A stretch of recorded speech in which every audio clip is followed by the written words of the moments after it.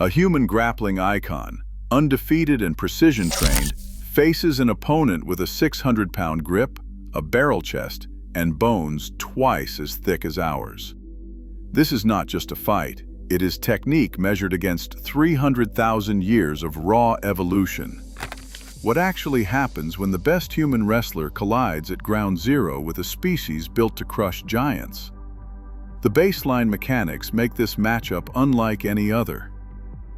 Neanderthal anatomy is a blueprint for stability under pressure. The body is compact, average height around 165 centimeters for males, but with a mass and density that outclass most modern athletes.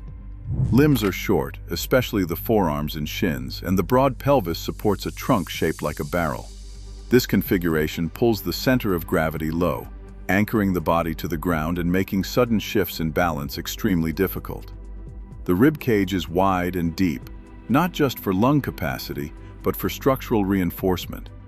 The thorax, reconstructed from specimens like Khabib II and Laferrasi I, spreads laterally, giving the upper body both volume and rigidity. Each rib is robust, and the vertebrae are thick, designed to absorb and distribute force.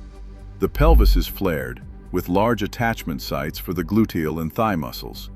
Bone cross-sections tell the rest of the story. Neanderthal long bones, including the humerus, radius, and femur, show thick cortical layers built to withstand repeated loading and heavy impacts.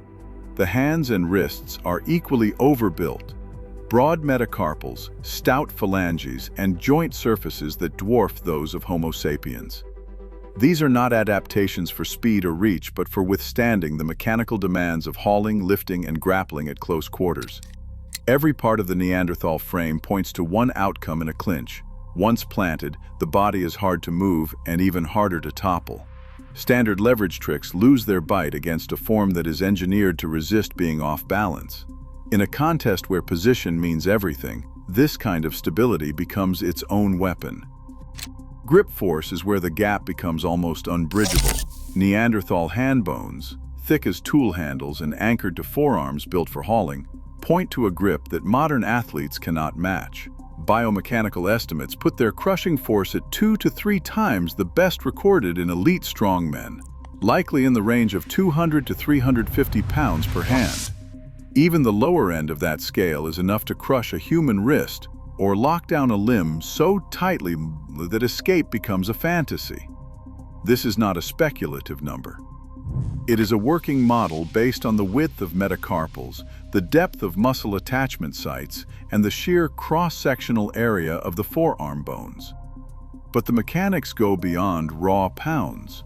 Short, broad fingers and compact palms mean that Neanderthal grip is not just strong, it is hard to peel apart. Leverage, the main weapon in a grappler's arsenal, starts to break down when the opponent's hand strength outpaces the structural limits of human tissue. Once those fingers close, standard wrist escapes and hand fighting lose their bite. The short forearms and thick wrists further reduce the angles Khabib can use to pry free. So the operational assumption is simple. If a Neanderthal clamps onto a wrist, forearm, or neck, the contest shifts from a battle of technique to a test of tissue tolerance. The question is not whether a human can break the grip, but how much damage happens before the grip lets go. Khabib's best-case scenario starts with a clean entry. Level change, chain shot, and he is on the back. Against world-class opponents, this is routine. His takedown numbers are unmatched, 21 in a single UFC fight, and career averages that outpace nearly every peer. Once he is behind, the sequence is mechanical. Hooks in, wrist ride, seatbelt grip. The Neanderthal's broad chest and thick neck do not stop the process, but they do slow it. It takes more adjustment, more pressure, but the principle holds. The rear naked choke does not care about raw strength. It is a blood choke, not a pain technique. Forearm and biceps compress the carotid arteries, cutting off blood flow. No amount of muscle can flex that away once the choke is set. Even if the Neanderthal's grip peels at Khabib's arms, the window is small. 6 to 10 seconds is all it takes for unconsciousness in modern athletes. Against a neck built to withstand impacts, it may be 1 or 2 seconds longer, but the outcome is the same. If Khabib gets the back, technique decides the fight, not genetics. Hey guys, Animated Khabib here. Wanted to ask you to subscribe to see me and fellow fighters do even more videos like this. Okay, bye now. A single Neanderthal grip is not just a test of strength, it is a scenario where human technique meets the hard limit of biology.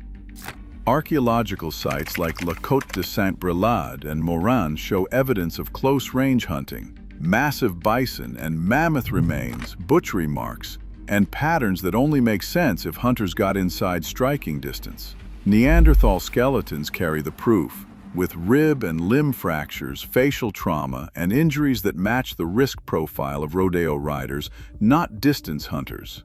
These are the costs of engaging prey at arm's reach with thrusting weapons, not projectiles. The mechanics of a clamp are simple but brutal. With a torso built for stability and hands evolved for power, a Neanderthal could immobilize a limb or lock down a body with force that exceeds the structural limits of human tissue.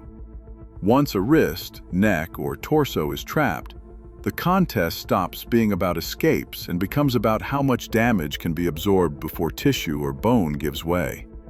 There is no documented fossil of a bear hug in action, but every anatomical feature, from the short limbs to the massive chest, suggests a body designed to hold and crush at close quarters. In this scenario, the worst case for any human grappler is not being outmaneuvered, but being caught and held until the body fails. First, contact in the clinch is a race: head position, hand placement, hip control.